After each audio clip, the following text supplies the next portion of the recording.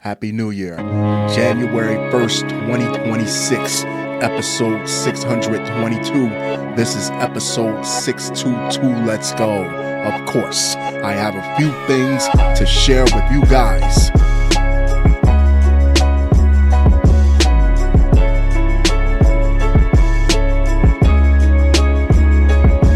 Shall we?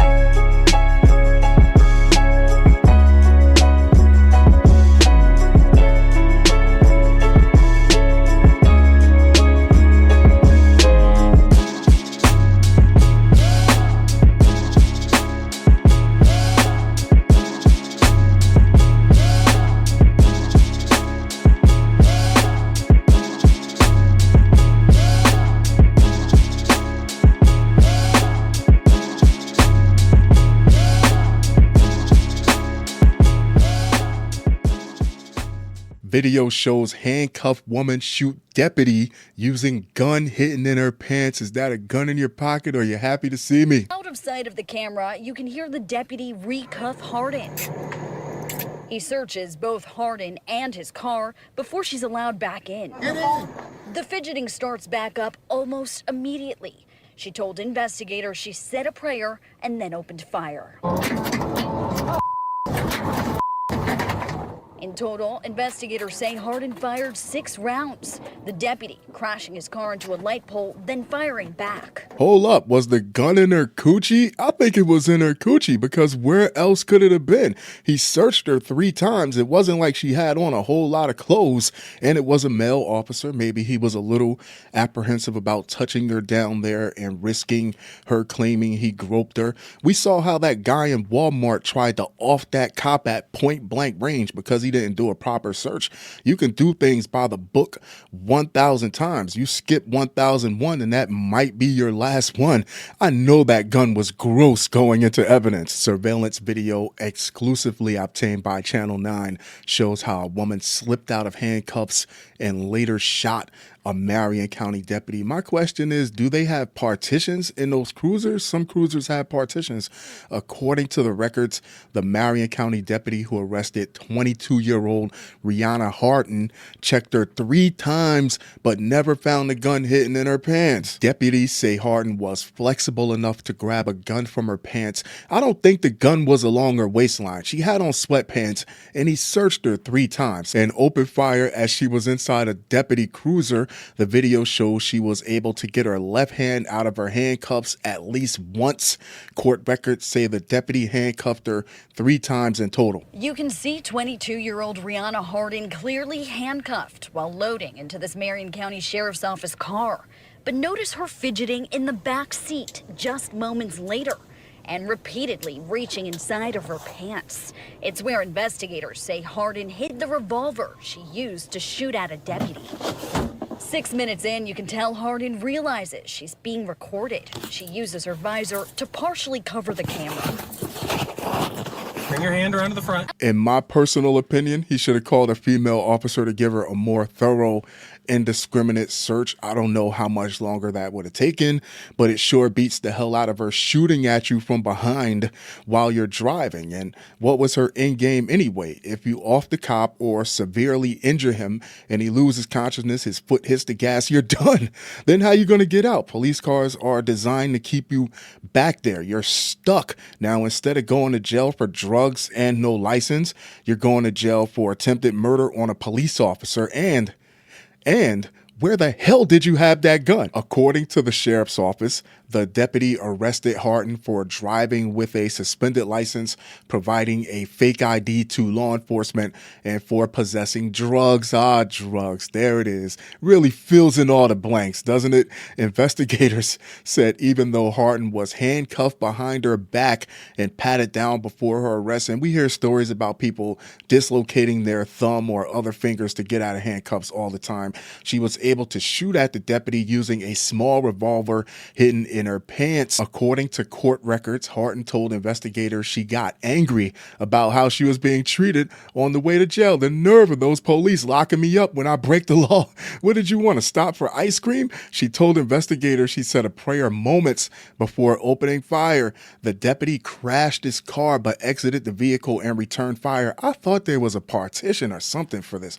Remarkably, neither Harden nor the deputy were seriously injured. Harden is facing multiple charges, including attempted murder of a law enforcement officer. That's a heavy charge. Her next court date is scheduled for January 9th. Today, she has a lengthy criminal history, oh, you don't say, out of Bay County, which includes fleeing and eluding law enforcement officers and grand theft. Within seconds, Harden tries in vain to make her escape, kicking through the glass of this backseat window. Within minutes, backup arrives. Harden's getaway plan foiled as she's flanked by officers taking stock of her brazen escape attempt. Of course, I love to hear your thoughts on this. I love to hear your opinions on this. Is there anything that the female genitalia can't do? Give childbirth, subdue and enslave the male species, charm its way into getting free meals, and now hide firearms. You know, if she did this to escape some prison camp in a Marvel movie, it would be kind of dope. But in real life, it's just giving ick. Man robbed after women lured him to hotel room at Bally's. Police say this wasn't even Bally's in Atlantic City or somewhere nice. It's in Rhode Island, the pinky toe of the East Coast. Lincoln police have arrested 3 people they say tried to rob a man at Bally's Hotel Casino early this morning. The department posted the news on social media saying 2 women lured a man from the casino floor into a hotel room around 2 this morning. Once inside, a man threatened the victim with a knife and stole more than $1,500 in cash.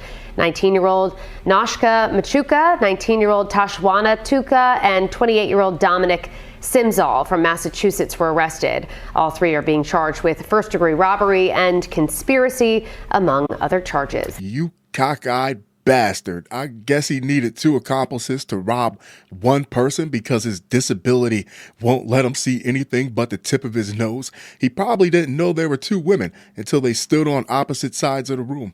A true handicap henchman who had 2 holes help him hold a high roller hostage. The police in Lincoln say 2 19-year-old Massachusetts women lured a man from the casino floor to a private hotel room at Bally's Hotel Casino, where he was robbed early Monday morning, December 29th. I get it, it's New England, but still, I like to think that you can get robbed by a better looking pair of women. Maybe that's why there were 2, because one alone would be like, it's not going to be strong enough bait. Can you imagine getting into a police chase with him driving, just an hour in pursuit of him doing laps around the same block? Inside the room, the victim was confronted by a 28-year-old man. Wait a minute, I just thought it was going to be you 2 ladies. You didn't say anything about a man tagging along from Worcester. Wait, you're robbing me? Who threatened him with a knife and robbed him of $1,500 in cash. The Lincoln police said after the robbery, the victim was allowed to leave and was told not to contact the police. Sure, I won't say anything. The police said after the police were called at about 1:43 a.m., they investigated and arrested the Worcester man and the 2 women, one from Boston and the other from Westboro, according to the police. I just know there wouldn't be any problem spotting him in a lineup with those eyes playing pickleball, staring at you or in your general vicinity somewhere. You never forget that. $1,500 is not a lot of money to split 3 ways unless you're manipulating the lion's share of the money out of them young dumbass girls, and you just know they're going to tell on them. All 3 were charged with first-degree robbery and conspiracy. Yeah, they're definitely going to flip on his old goofy-eyed ass. He's like 10 years older than them. There's no way they're not going to at least try to play that card that he coerced them into doing this. The man was also charged with possession of a prohibited weapon. One of the women was also charged with disorderly conduct. Of course, I love to hear your thoughts on this. I love to hear your opinions on this. It must be really difficult trying to look tough for a mugshot with those eyes over easy like that. I mean, mean, look on the bright side. You'll be able to get yourself a pair of glasses with some really thick lenses on the taxpayer's dime now. Fun show, fun show, fun show. The music for this episode is from Rob EVN. Get your music from Rob EVN. I'll leave the contact information down here at the bottom. If you're a producer and you would like to have your music featured on an episode of this podcast, reach out to me on any one of my socials. I'll leave the contact information up here at the top. Don't forget to follow me on all my socials. Find me wherever you listen or watch your favorite podcast. I am there. That being said, I'm going to wrap this one up, but I'll be sure to talk to you guys very, very soon. Jusqu'à la prochaine fois.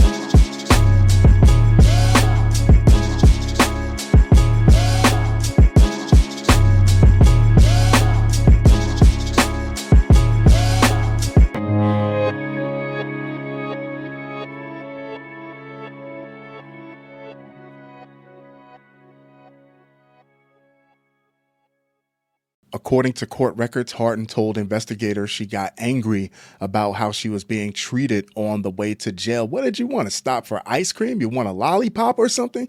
She told investigators she said a prayer. What did you want?